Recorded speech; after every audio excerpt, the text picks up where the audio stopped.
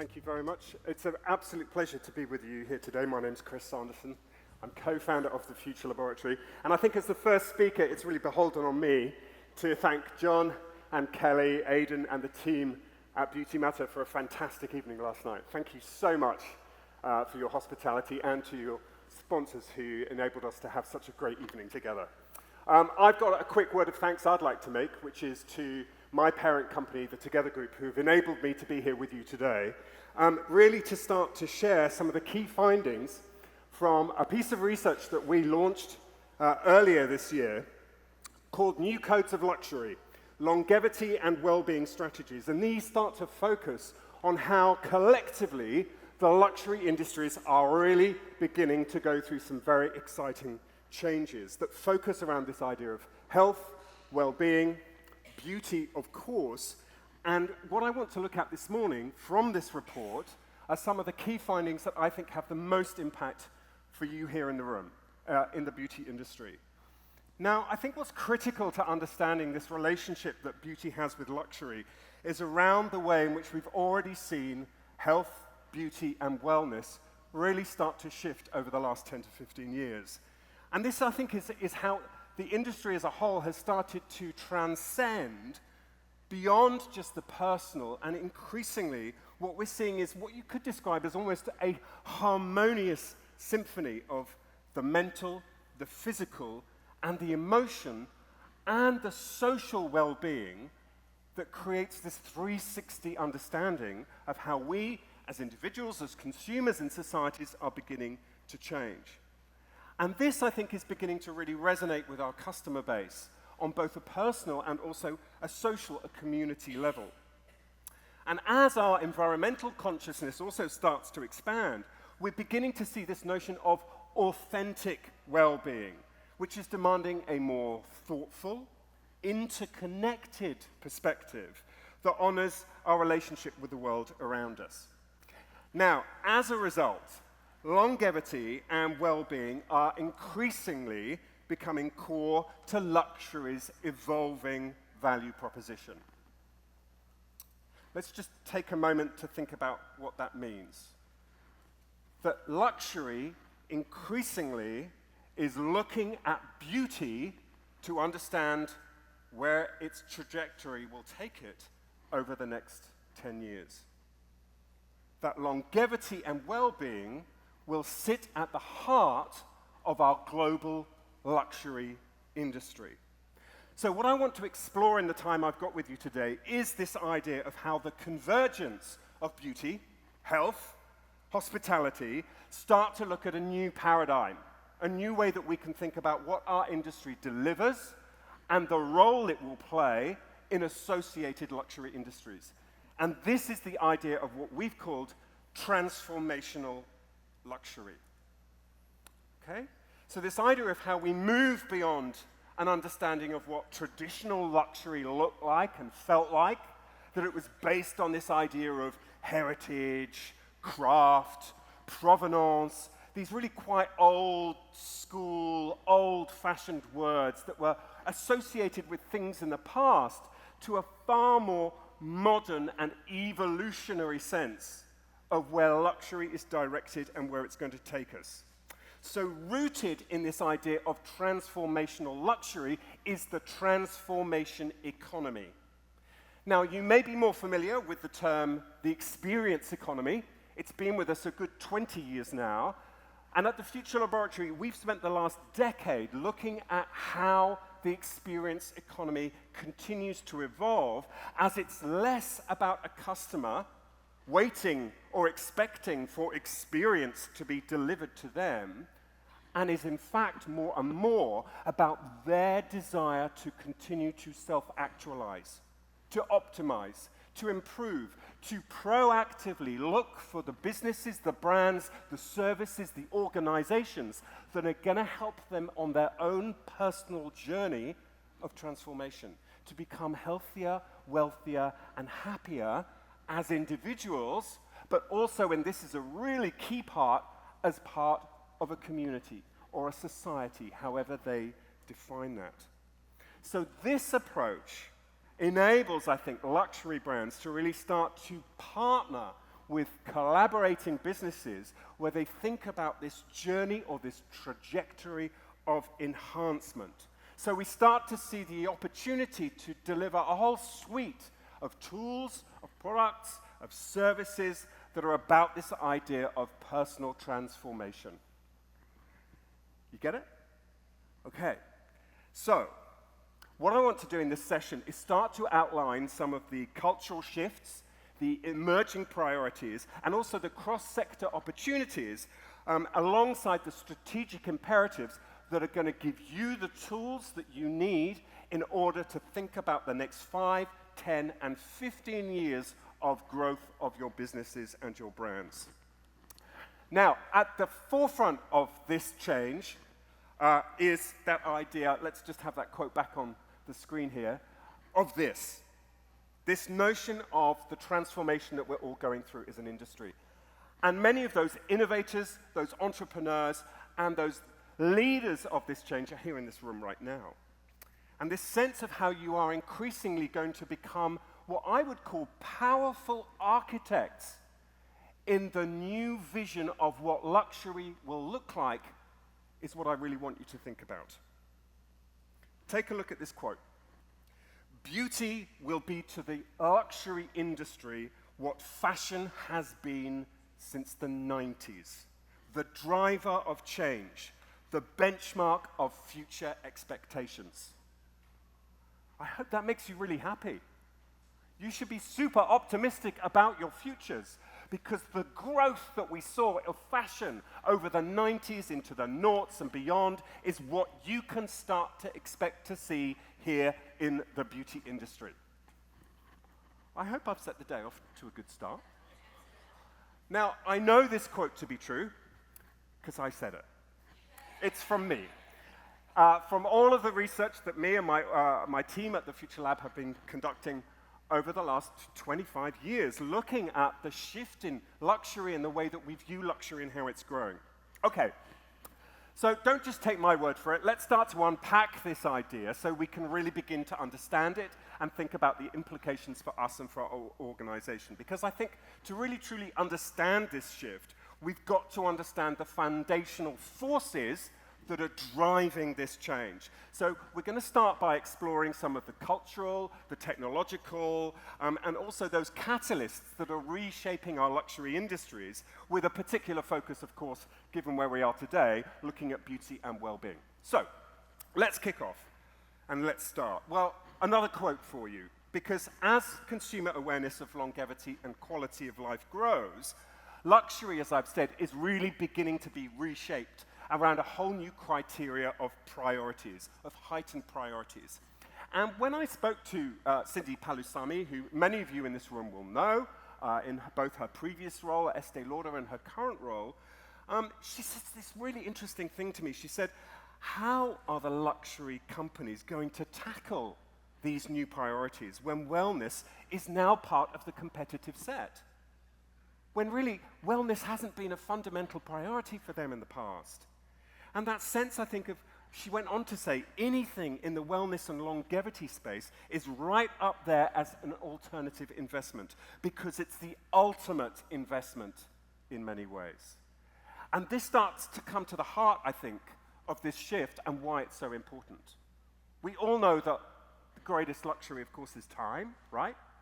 But how we actually think beyond that idea of just maybe being able to stop our increasingly hectic lives just to take a moment of pause and to value time, whether it's with ourselves, with our loved ones, or just those moments of reflection, to think more proactively about how we optimize time, of course, sits at the heart of what this current focus on longevity is all about. And I'll come back to that in a minute.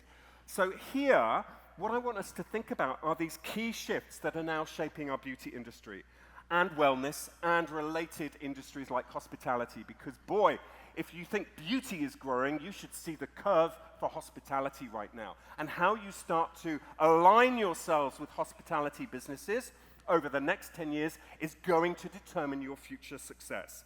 So let's start to think about the conceptualization, the development and the categorization, and also the experiences that our consumers are increasingly going to want over the next 5, 10, or 15 years.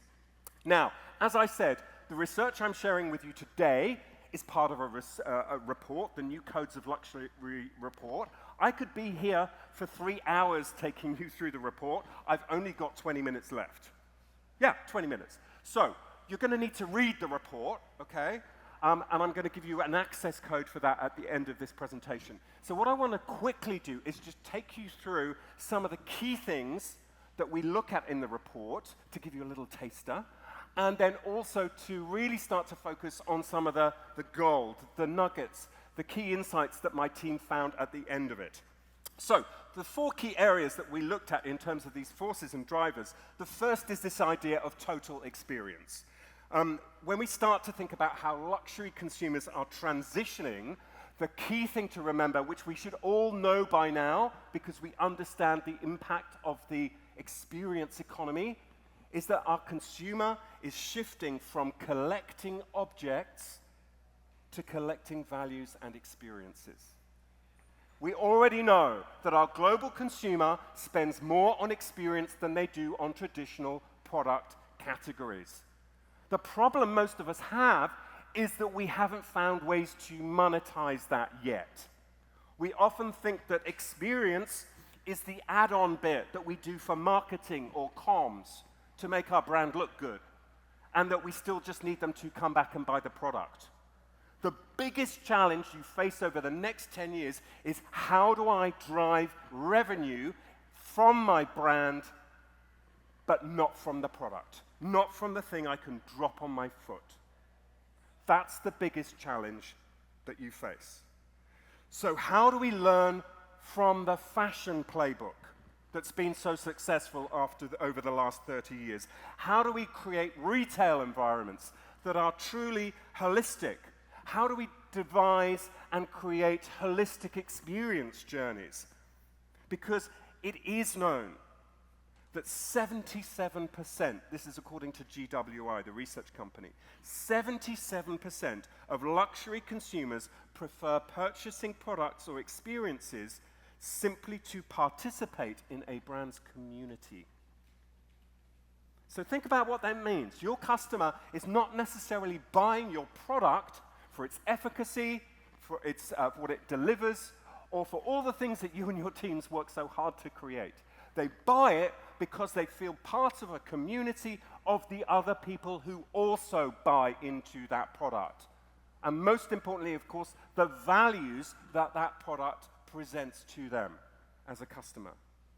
So think about the community that you're investing and creating for your brand. Second up in the report, we talk about this idea of prestige personalization. And this is about the consumer evolution that naturally is taking us towards this idea of how today's luxury landscape values curation over scarcity. So it's not so much anymore about the limited edition and that we drive up price by actually restricting the amount of product that we create, but we actually deliver value by thinking about the curation that we associate with our product, the careful choices that we make, the editing that we deliver. You know how to tell when a retail business is really struggling, don't you? Too many SKUs. You go into the store, and they have no idea who you are, so they don't know what to offer you, so they throw everything, including the kitchen sink, onto the shop floor. No vision, no idea, no focus, no understanding. Are you doing that as a brand? Too wide, too much, too many things to offer. Have you really focused in and are laser sharp in understanding what you're good at, what your customer wants from you, and where your true value lies? That's kind of what this is about.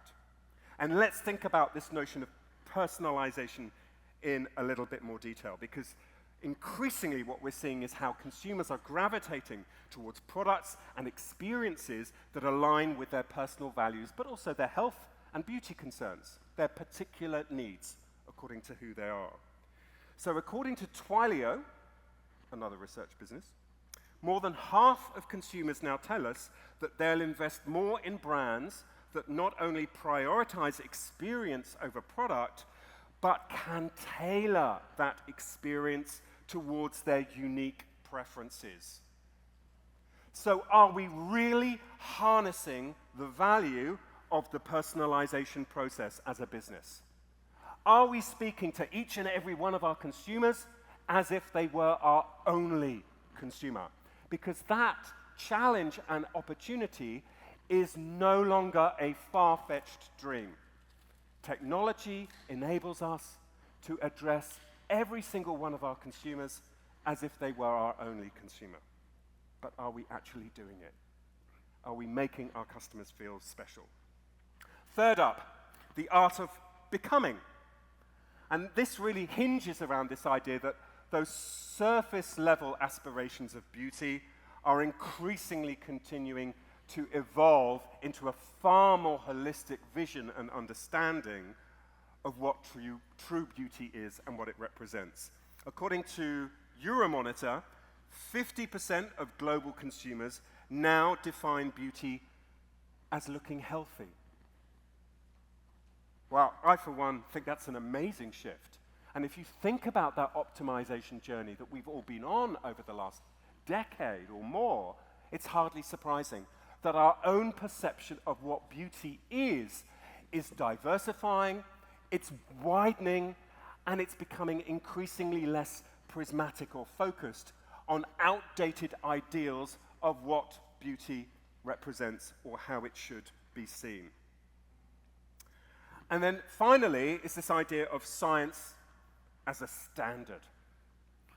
This idea that underpinning all of these drivers is this notion that affluent consumers, and pretty much all consumers, I think, increasingly are looking for those products that are going to help them to expand and extend both lifespan, but also increasingly, and here's the word, if you haven't started using it yet, health span. You know the difference, yeah? This idea that increasingly it's not about how we are going to live forever, but it's how we're going to have the best life possible in the time that we have. And according to Dr. Peter Attia, who I'm sure many of you know, have read or listened to some of his podcasts, what we're talking about here is the ability to focus on three key things: our physical health, our cognitive health, and our emotional health. Because without those three things working together, what's the point? You know, it's great to be in a fit body, but if your mind isn't there and emotionally you're not in a good place, what's the point? And it works all around that kind of dynamic circle. So the holistic 360 approach involves this idea of precision health and life extension services. So, according to my co-founder, Martin Raymond at the Future Laboratory, we are speeding into the age of the expert. For beauty and wellness, this translates to research, testing, proof points, and facts that foster understanding, trust, and positive sentiment among our audiences. So the value that we put into our experts is going to become increasingly important. Okay, now let's start to examine how these cultural shifts are going to manifest in our markets, and let's have a quick look at this. And again, the report goes into this in depth. I've only got time to focus just on one of these areas, but critically, as I've already mentioned, we understand how longevity and longevity programming are really now shifting into every single facet of the luxury industry, creating experiences that don't just delight, but also extend vitality. Take a look at Christian Dior for a business as an example, and think about what they've done with their Dior Science program, where they now look at how they cement their longevity expertise by launching an international scientific advisory board that is dedicated to reverse aging research, to looking at uniting dermatologists with ethnobotanists and psychologists to really start to push the boundaries of regenerative beauty. Another key area that you should be thinking about is this notion of membership wellness models. Either how we create one ourselves or how we start to tether our businesses to associated programs that look at this idea of membership, but critically around the focus on wellness. How do we foster exclusive communities that really start to address our desire to belong and to feel that we are part of something, but also start to address some of our deepest human needs. And I think a really good example of this that we've seen coming out of the UK is Seren, which is the upmarket beauty, health, and wellness offer from the Maybourne Hotel Group. Probably not a name familiar to many of you in this room, but I bet that you've heard of Claridge's Hotel, yeah? Okay, so we're talking uber luxury, Claridge's, the Connaught, the Berkeley. This is a brand on the move. They will soon be coming to New York. They've just announced the opening or the development of their hotel, their first hotel in Paris. And alongside everything they're doing, they're looking at this high-end beauty, health, and wellness proposition called Seren, which will focus on longevity treatments. It's about the gold standard of integrating luxury, science, and membership to create communities. And then thirdly, we talk about this idea of designing for well-being through multi-sensory therapeutic spaces that heal and transform. And this is an area, again, that's really on the move. The research that's been conducted looking at how we can now empirically prove how environment changes us as individuals is helping us to refocus and rethink how we design our spaces, whether for retail or for wellness and for therapy. Understanding really that luxury is increasingly simply about this idea of health and transformation. What I want to do, however, is focus on this final point, which I think is potentially the most relevant for all of us here in this room, which is this idea of rebalancing the beauty equation. And this, I think, is really, really essential when we start to think about what continues to be a super-saturated market, which is luxury, and how we start to transcend this idea of where luxury currently sits and start to embrace this far more 360 and holistic approach is what I want you to start to think about, which is where we define that idea of human experience and what it is that we really want to be and how we want to see our lifestyles continue to change. So what we're beginning to see is how beauty itself is liberating itself, I think, from rigid ideas as it starts to evolve in a very immersive market. And the brands that we're really seeing thrive are those that treat beauty as a dynamic ecosystem. One where we allow for proactivity, for engagement, and relationship from our clients and our customers. We look at the idea of sensory-rich retailing, breakthrough formulations, and captivating storytelling, which of course leads us to loyalty from our client base. Now, one of the experts that I spoke to in order to create this report with my team is very familiar to you all. Her name is Kelly Kovac. And in the interview that I conducted with Kelly, she told me so many great things. But one of the ones that I wanted to share with you today was this. Beauty has been inundated with venture capital, but it's been about driving top-line revenue rather than building heritage brands. And I think for me that was so insightful because it really is about this new point of jumping off the way we've done things before to start to appreciate the urgent need for more thoughtful and sustainable approaches that align with our customers' really, really deepening values. Now, from this, I think we begin to see how the luxury beauty industry is pushing boundaries with digital innovation, with expert collaborations that are all about harnessing longevity and really leading us to this point of development. Now, I mentioned Dior earlier. I think their appointment of Sarah Akram is another really good example of bringing in a skincare expert that really shapes the brand and changes the way that the brand are moving. And Vireo within the fragrance space, I think, is another really good example of how this continues to move. Now, let's look in the few minutes I've got left with you, just, I think, at some of the implications for us that I want you to think about as you face the day ahead and you listen to the other speakers.